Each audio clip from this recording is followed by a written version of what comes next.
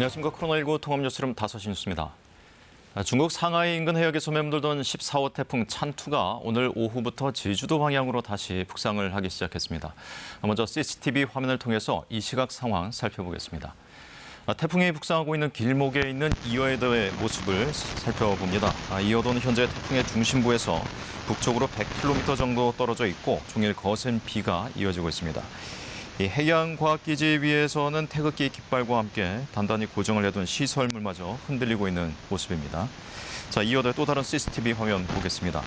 자, 바람은 초속 22m, 시속으로는 80km의 강풍이 몰아치고 있고 최고 6m로 파고가 관측되고 있습니다. 이어도는 자정 무렵에 태풍 중심과 가장 가까워질 전망입니다. 자, 다음은 국토 최남단인 마라도의 모습입니다. 이 거센 파도가 해안가 절벽에 부딪히면서 연신 하얀 포마를 만들어내고 있는데요. 기상청은 내일 아침 8시쯤 태풍이 제주도와 가장 가깝게 지나면서 가장 위험한 시기가 되겠다고 예측을 했습니다. 자, 앞서 보신 것처럼 제14호 태풍 찬투가 북상을 하고 있습니다. 태풍이 지나는 제주는 직접 영향권에 접어들고 있는데요. 이 서귀포시 법한포구에 나가 있는 취재기자 연결해서 자세한 상황 알아보겠습니다. 허지영 기자, 태풍이 북상하고 있는데 그곳 상황 지금 어떻습니까? 네, 제가 나와 있는 이곳 서귀포시 법한포구에 비는 약하게 내리고 있지만 보시는 것처럼 바람이 제법 강하게 불고 있습니다. 이 성인 한 명이 몸을 제대로 가누기 어려울 정도의 강한 바람이 몰아치고 있는데요. 특히나 온종일 이곳엔 짙은 먹구름도 드리워져 있습니다. 현재 제주도 남쪽 먼바다엔 태풍 경보가 내려져 있고요. 추자도를 제외한 제주도 전역엔 태풍 특보가 발효됐습니다. 태풍 찬투는 오늘 오후 4시 기준 서귀포 남남서쪽 약 250km 부근 해상까지 올라왔습니다. 이동 속도는 시간당 17km 정도로 점차 빨라지고 있습니다. 태풍은 내일 오전 8시쯤 서귀포 남동쪽 약 40km 해상까지 접근해 제주에 가장 가까워지겠습니다. 이후 제주도 남쪽 해상을 거쳐 대한해협을 통과해 세력이 약화될 것으로 보여 제주는 오늘 밤부터 내일 오전까지가 고비가 될 전망입니다. 지금까지 한라산에 100mm 넘는 비가 내렸고 서귀포시 표선면 가시리와 남원읍도 60mm 넘는 강수량을 기록했는데 아직 피해 신고는 접수되지 않았습니다. 내일 오전까지 시간당 50mm 이상의 매우 강한 비가 오는 곳이 있겠는데요. 내일까지 산지에 400mm, 그 밖의 지역엔 100에서 300mm 비가 더 내리며 이번 태풍으로 산지엔 누적 강수량이 1000mm가 넘는 기록적인 폭우가 내릴 것으로 예상됩니다.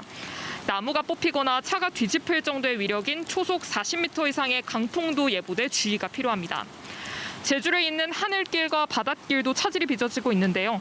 제주를 잇는 여객선 운항은 전면 통제됐고 제주 기점 항공편도 오후 4시 기준 9편이 결항됐습니다. 앞으로 결항이 확대될 수 있는 만큼 항공편 이용객들은 사전에 운항 정보를 확인하시길 바랍니다. 지금까지 서귀포시 법한포구에서 KBS 뉴스 허지영입니다. 14호 태풍 찬투가 중국 상하이 부근 해상에서 다시 북상하기 시작했습니다. 오늘 밤과 내일 새벽 사이에는 제주 지역뿐만 아니라 남부지방에도 태풍특보가 내려지면서 비바람이 거세질 것으로 보입니다. 자세한 태풍 전망을 재난미디어센터 연결해서 자세히 알아보겠습니다. 네, 김민경 기자, 태풍 찬투가 남해상을 향해서 이동하기 시작했다고요? 네, 위성 영상으로 현재 위치부터 확인해 보겠습니다. 태풍은 지금 서귀포 남서쪽으로 200여 킬로미터 떨어진 해상까지 북상해 있습니다. 현재 중심 기압은 980헥토파스칼, 최대 풍속은 초속 29m의 중강 강도 위력을 유지하고 있습니다. 그동안 태풍이 북쪽에 있는 고기압에 가로막혀서 중국 상하이 동쪽 해역에서 맴돌기를 반복해왔지만 이런 흐름이 해소되면서 내일 새벽 제주 남쪽 해상을 통과하겠고 내일 낮에는 남해 먼바다를 지나서 일본 오사카 부근에 상륙할 것으로 예측됐습니다. 오늘 현재까지 관측된 비바람 관측 자료를 보면 제주와 남해안 지역으로 바람이 강해지고 있습니다. 특히 여수 간여암과 제주 마라도 등지에서 초속 20m가 넘는 강풍이 관측됐습니다. 강한 비 역시 주로 제주 지역에 집중되고 있습니다. 레이더 영상으로는 태풍의 북쪽에서 회오리 치는 나선형의 비구름이 포착되고 있습니다. 붉은색으로 표시된 강한 비구름은 제주 산간 지역으로 1시간에 20mm에 가까운 세찬 비를 쏟아내고 있습니다. 이 비구름대는 태풍이 접근해 오면서 다소 가까워지긴 하겠지만 주로 남해안과 가까운 남해상을 동진하면서 영향을 줄 걸로 보입니다. 그렇다면 앞으로 비바람의 전망은 어떻습니까? 네, 비바람이 가장 강한 시기는 오늘 밤부터 내일 아침까지. 또 최대 위험 지역은 제주도와 남해안입니다. 슈퍼컴퓨터가 예측한 자료를 보면 앞으로 비는 점차 남부지방으로 확대되겠습니다. 특히 붉은색으로 나타나는 강한 비구름은 제주와 남해안 지역을 통과하겠는데요. 1시간에 최고 80mm의 강한 비가 내리는 곳도 있겠습니다. 태풍이 근접하는 시기에 이렇게 짧은 시간 강한 비가 집중될 경우 만조 때 침수 위험이 커집니다. 서귀포 만조시각 오늘 저녁 7시 30분, 여수와 부산 등지는 내일 새벽 6시를 전후해서 만조시기입니다. 해안 저지대에서는 주의가 필요해 보입니다. 지역별로 비와 바람을 나누어서 구체적으로 살펴보겠습니다. 강수량의 경우에는 제주도에는 100에서 최고 400mm, 전남 동부와 경남 해안 지역으로도 최고 120mm의 많은 비가 예보됐습니다. 바람의 경우에는 제주와 남해안 지역뿐 아니라 동해안 지역까지도 위험 지역입니다. 제주에는 순간 최대 풍속이 초속 40m가 넘는 곳이 있겠고 남해안과 영남 동해안 지역의 경우에는 초속 20에서 30m의 강풍이 예보돼 있습니다. 강한 비바람에 피해 없도록 대비하셔야겠습니다. 지금까지 재난미디어센터에서 전해드렸습니다. 오늘 코로나19 신규 확진자는 1,943명으로 수도권 감염 비중이 80% 가까이 차지했습니다. 다음 달부터 백신 미접종자들의 경우 다시 접종 기회가 주어지고 내일부터는 잔여 백신으로 2차 접종도 할 수 있습니다. 이승재 기자입니다. 정부가 아직까지도 코로나19 백신을 안 맞았거나 접종 예약을 하지 않은 약 500만 명에 대해 다음 달 1일부터 접종을 시행한다고 밝혔습니다. 정부는 4차 유행이 지속되고 델타 변이 바이러스가 우세함에 따라 접종률을 더 높여 면역 형성 인구를 확대하려는 것이라고 설명했습니다. 사전 예약은 예방접종 사이트 등을 통해 가능하며 모레 오후 8시부터 30일 오후 6시까지 신청할 수 있습니다. 이들은 화이자 또는 모더나 백신을 맞게 됩니다. 추진단은 또 지금까지 1차 접종만 가능했던 잔여 백신을 내일부터는 2차 접종에도 허용한다고 밝혔습니다. 화이자는 1차 접종 이후 3주, 모더나와 아스트라제네카는 4주 이상 간격을 두고 잔여 백신으로 접종받을 수 있습니다. 의료기관별로 예비명단을 활용할 경우 1차 접종을 한 의료기관뿐만 아니라 다른 의료기관에 잔여 백신이 있는 경우에도 접종이 가능합니다. 코로나19 신규 확진자는 1,943명입니다. 서울에서 719명, 경기도 652명, 인천은 137명의 확진자가 발생해 수도권 비중이 78%를 차지했습니다. 추석 연휴에는 고속도로 주요 휴게소에 코로나19 임시 선별 검사소가 운영됩니다. 휴게소에선 실내에서 음식을 먹을 수 없으며 포장만 할 수 있습니다. 방역 조치는 명절을 전후해 일부 완화됩니다. 내일부터 23일까지는 4단계 수도권을 비롯한 전국 모든 지역에서 8명 모임이 허용됩니다. 접종 완료자 4명을 포함해 최대 8명까지 가족 모임을 할 수 있습니다. 다만 4단계 지역에서 8인 가족 모임은 가정 내에서만 가능합니다. 외부에서 식사를 하거나 성묘 등 외부 활동은 금지됩니다. KBS 뉴스 이승재입니다. 문재인 대통령이 SLBM 첫 시험 발사를 참관하며 북한의 도발을 억제하기 충분하다고 한 발언과 관련해 북한 김여정 노동당 부부장이 이를 비난하는 담화를 발표했습니다. 북한 매체는 탄도미사일을 열차에서 발사한 장면을 공개했습니다. 신선민 기자입니다. 북한이 문재인 대통령을 비난하는 담화를 내고 최근 미사일 발사는 도발이 아닌 자위적 행동이라고 주장했습니다. 김여정 북한 노동당 부부장은 어젯밤 조선중앙통신을 통해 문 대통령이 SLBM 첫 시험 발사를 참관하며 북한의 도발을 억제하기에 충분하다는 부적절한 발언을 했다고 주장했습니다. 김 부부장은 대통령까지 나서 상대방을 헐뜯는 데 가세하면 맞대응이 뒤따르게 될 것이고 남북 관계는 여지없이 완전 파괴로 치닫게 될 것이라고 말했습니다. 그러면서도 우리는 그것을 바라지 않는다고 말해 여지를 남겼습니다. 이 담화는 문 대통령의 관련 발언이 나온 지 약 4시간 만에 나왔습니다. 김 부부장은 최근 미사일 발사에 대해 당대회 결정 이후 무기체계 개발 계획 수행을 위한 정상적, 자위적 활동이며 도발은 아니라고 주장했습니다. 북한 매체는 어제 발사한 탄도미사일의 발사 장면을 오늘 오전 사진으로 공개했습니다. 사진을 보면 미사일은 이동식 발사 차량이 아닌 열차에서 발사된 것으로 보입니다. 조선중앙통신은 이번 발사는 제8차 당대회 이후 처음 조직된 철도기동대 미사일 연대의 훈련이었다고 밝혔습니다. 동해상 800km 수역에 설정된 표적을 정확히 타격했다고 보도했습니다. 박정천 당 비서가 지도했고 김정은 국무위원장은 불참했습니다. 앞서 합동참모본부는 평남 양덕 일대에서 동해상으로 발사된 단거리 탄도미사일 2발을 포착했다고 밝혔습니다. 어제 낮 12시 34분과 39분, 5분 간격으로 북한이 발사한 것으로 파악됐습니다. KBS 뉴스 신선민입니다. 미국은 북한의 탄도미사일 발사에 대해 규탄의 뜻을 밝히면서도 여전히 북한에 대해 외교적 접근을 한다는 정책 방향은 유효하다고 밝혔습니다. 유엔 안보리는 긴급회의를 소집했습니다. 워싱턴에서 이정민 특파원입니다. 미국 국무부는 북한의 탄도미사일 발사에 대해 규탄한다는 입장을 밝혔습니다. 유엔 안보리 결의 위반이자 북한의 주변국, 국제사회의 다른 국가들에게 위협이 된다고도 했습니다. 사흘 전 북한이 순항미사일을 발사했을 땐 인도태평양 사령부 성명으로 입장을 가름했지만 북한이 유엔 결의 위반으로 수위를 높인 만큼 이번에는 별도 입장을 냈습니다. 그러면서도 여전히 외교적 접근법이 유효하다는 점을 강조했습니다. We are in the midst of this committed to a diplomatic approach to the DPRK, and we call on the DPRK to engage in a meaningful and substantive dialogue with us. 백악관은 북한 미사일 발사가 즉각적 위협은 되지 않을 거라는 인도태평양 사령부의 입장을 반복하며 비난 수위를 조절했습니다. 하지만 북한의 무기 프로그램을 불법이라고 지칭하면서 향후 불안정을 가져올 요인이라고 덧붙였습니다. This event does not pose an immediate threat to U.S. personnel or territory or to our allies. The missile launch highlights the destabilizing impact of the DPRK's illicit weapons program. 유엔은 우려되는 상황이라면서도 북한에 대한 외교적 관여가 여전히 중요하다는 입장을 밝혔습니다. Concerned by the latest developments that we've seen, as we've said before, diplomatic engagement remains the only pathway to sustainable peace and complete verifiable denuclearization of the Korean Peninsula. 유엔 안보리는 한반도 상황과 관련해 비공개 긴급회의를 소집했습니다.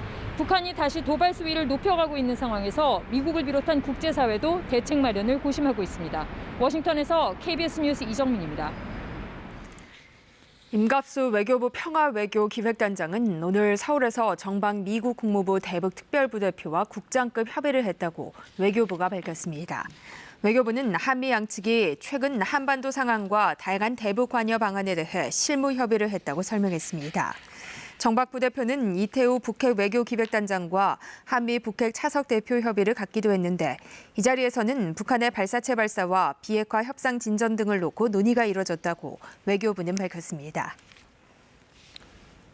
민주당 경선의 승부처가 될 다음 주 호남 순회 경선을 앞두고 민주당 후보들 간의 신경전이 거칠어지고 있습니다. 국민의힘은 1차 예비 경선을 통과한 8명의 후보가 오늘 첫 TV토론회에서 맞붙습니다. 박진수 기자가 보도합니다. 경선 승부처가 될 호남 순회 경선을 앞두고 이낙연, 이재명 후보 간 신경전이 다시 시작됐습니다. 이낙연 후보 측 서른 의원이 이명박 전 대통령을 거론하며 도덕적 문제가 있는 이재명 후보로는 정권 재창출이 어렵다고 주장했습니다. 서른 의원은 성남시 대장지구 의혹을 놓고도 100% 수사를 해야 한다며 이재명 후보를 압박했습니다. 이재명 후보 측 가만히 있지 않았습니다.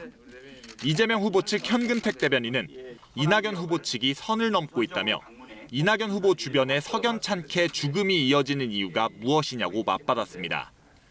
추미애 후보는 광주를 찾아 이낙연 후보가 윤석열 후보의 논리로 자신을 공격하고 있다고 비판했습니다. 민주당은 오늘 오후 광주에서 TV 토론회를 열 계획이었지만 방송사 직원이 코로나에 확진돼 일주일 뒤로 연기했습니다. 어제 1차 예비 경선을 통과한 8명의 후보는 오늘 오후 첫 토론회를 갖습니다. 1차 예비 경선에선 토론회가 한 번도 열리지 않았었는데 2차 예비 경선엔 6번의 토론회가 계획되어 있습니다. 토론회는 2시간 동안 후보별로 8분이 주어지는 주도권 토론 방식으로 진행됩니다.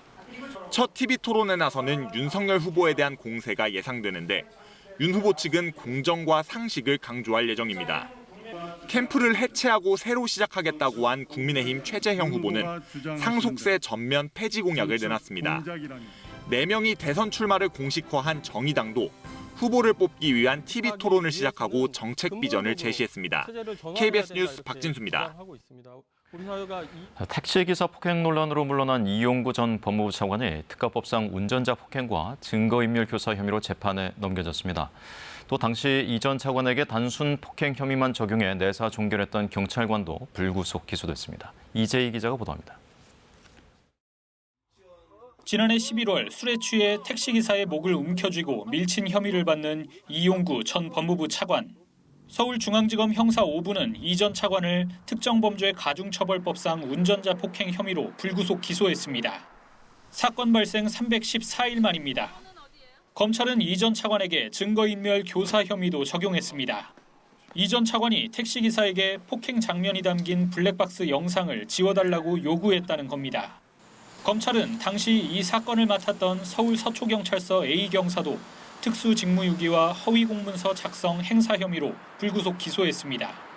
검찰은 A경사가 폭행 동영상을 확인하고도 이를 확보하거나 분석하지 않았고 내용을 숨긴 채 내사보고서를 작성했다고 판단했습니다. 당시 A경사는 피해자 합의와 관계없이 처벌하는 운전 중 폭행이 아닌 단순 폭행죄를 이 전 차관에게 적용했고 택시기사가 처벌을 원하지 않는다는 이유로 사건을 내사 종결했습니다. 검찰은 다만 당시 서초경찰서장과 형사과장, 형사팀장 등 A경사의 윗선은 동영상의 존재를 보고받지 못했고 부당한 지시를 내린 사실도 확인되지 않았다고 밝혔습니다. 이 전 차관 부탁으로 폭행 동영상을 지워줘 증거인멸 혐의를 받았던 택시기사는 기소유예 처분했습니다.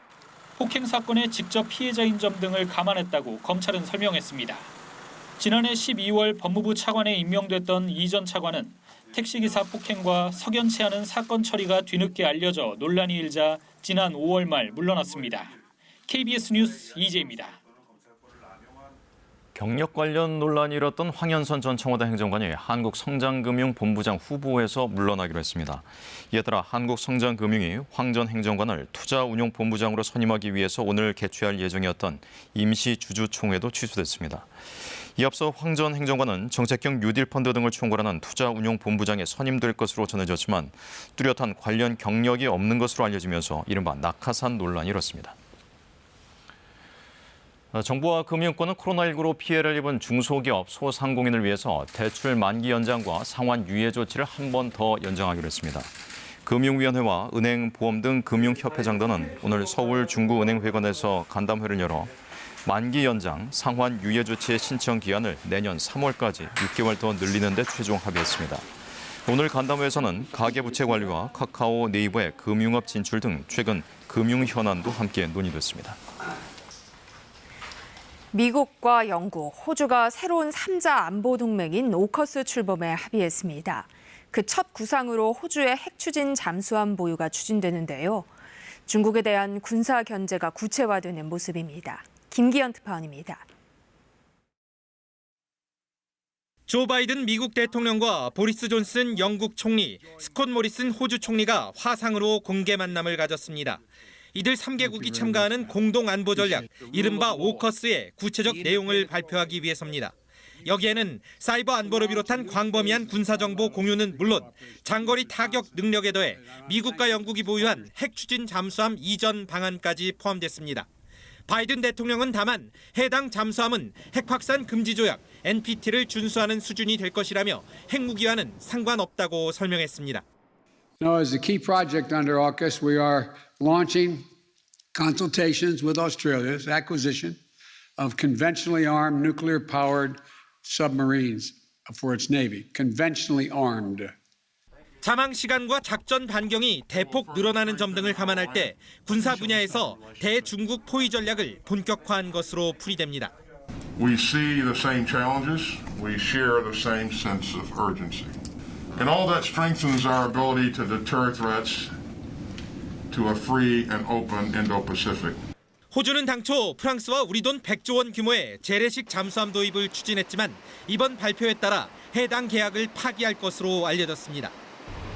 중국의 확장 저지를 명분으로 동맹에 대한 미국의 군사 지원이 본격화되면서 한국형 핵추진 잠수함 사업에 끼칠 영향도 주목받고 있습니다.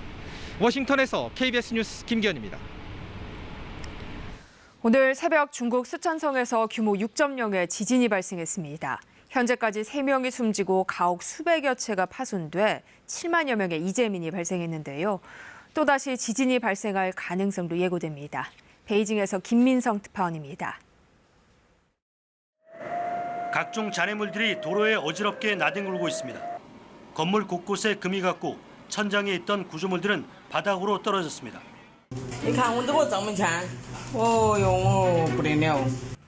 현지 시간 오늘 새벽 4시 33분 중국 스촨성 루저우시 루현에서 규모 6.0의 지진이 발생했습니다. 강력한 진동에 학교 운동장에는 7천여 명의 학생들이 몰려나와 불안에 떨었습니다. 이번 지진으로 지금까지 3명이 숨지고 80여 명이 부상을 당했습니다. 가옥 수백 여 채가 파손되고 7만여 명의 이재민이 발생했습니다. 일부 고속철 운행도 중단됐습니다. 又一受到地震的影响，目前泸州始发的仅有2趟车停运。 루저우시 루현은 지진 다발 지역으로 알려져 있습니다. 반경 200km 안에서 최근 5년 동안 규모 3.0 이상의 지진이 250여 차례 일어났습니다. 특히 8만여 명의 사망 실종자가 발생했던 2008년 스촨 대지진 지역과의 거리는 370km입니다. 중국 지진 당국은 이번 지진과 스촨 대지진의 연관성은 적다고 밝혔습니다. 它们之间因为它距离也比较远，它属于不同的构造，所以关联性不是太大。 지진이 일어난 루현 지방에는 100만 명이 거주하고 있습니다. 중국 지진 당국은 앞으로 72시간 안에 지진이 또 발생할 가능성이 높다고 밝혔습니다. 추가 피해가 우려되고 있습니다. 베이징에서 KBS 뉴스 김민성입니다.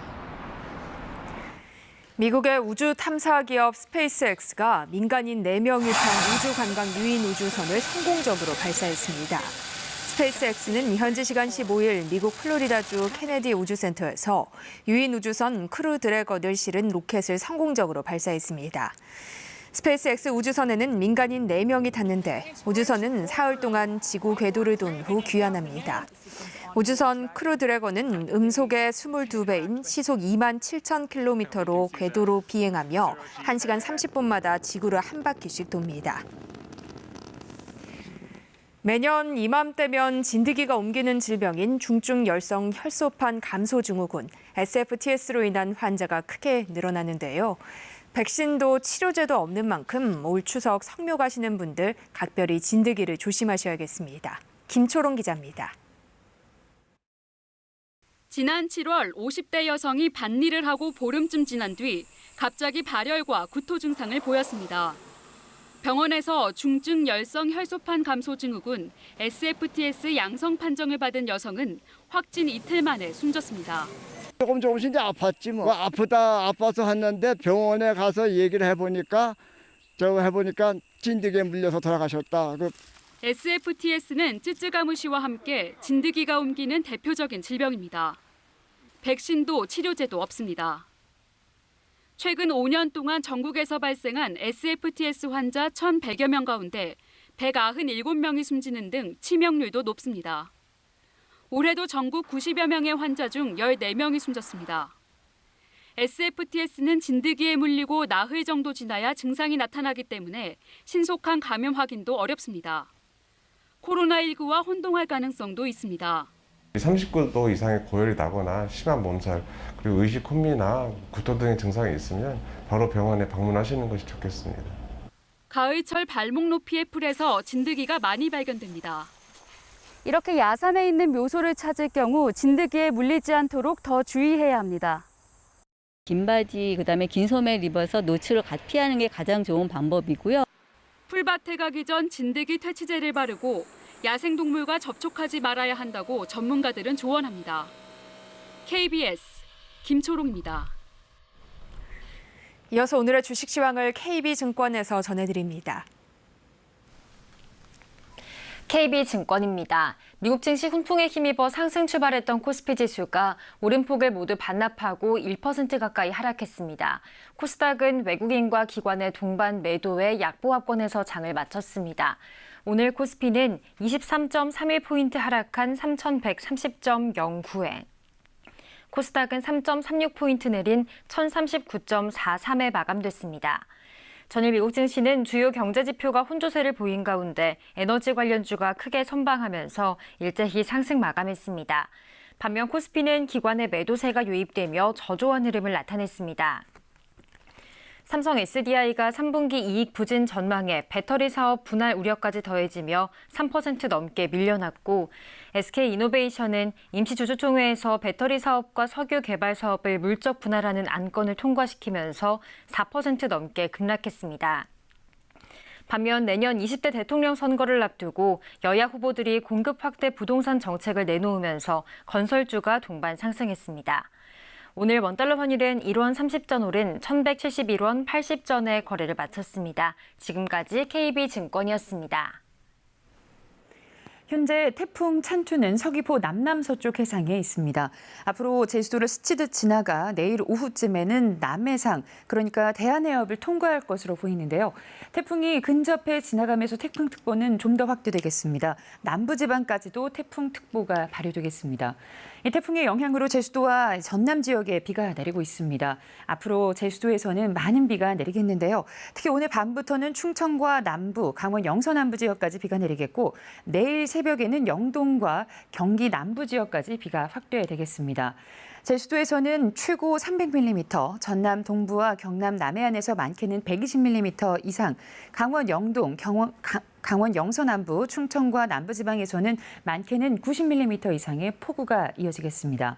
바람도 매우 강하게 불겠습니다. 남부와 제주도에서는 강풍이 예상돼 주변 시설물 점검을 잘 하셔야겠습니다. 내일 아침 기온은 서울이 19도로 오늘보다 조금 높겠습니다. 낮 최고 기온은 서울이 27도, 청주 23도, 대구는 22도로 예상됩니다. 바다의 물결은 전 해상에서 높게 일겠습니다. 비는 내일 저녁에 대부분 그치겠지만 영동 지역은 모레 오전까지도 비가 이어지는 곳이 있겠습니다. 지금까지 날씨였습니다. 코로나19 통합 뉴스룸은 7시 뉴스에서 이어집니다. 시청해주신 여러분 고맙습니다.